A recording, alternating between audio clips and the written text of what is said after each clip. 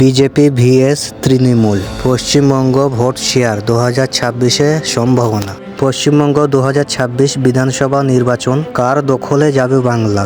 লড়াই মূলত দুই দলের, ভারতীয় জনতা পার্টি এবং অল ইন্ডিয়া তৃণমূল কংগ্রেস।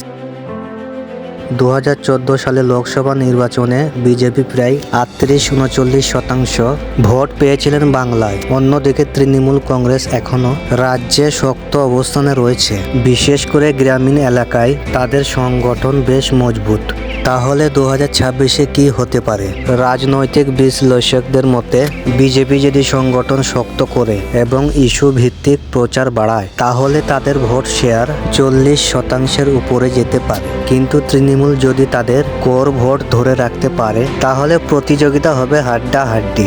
এই নির্বাচন শুধু দুই দলের লড়াই নয়, এটা হবে উন্নয়ন, নেতৃত্ব আর জনসমর্থনের পরীক্ষা। আপনার মতে 2026-এ কে এগিয়ে থাকবে, বিজেপি না টিএমসি? কমেন্ট করে জানিয়ে দিন আপনার মতামত।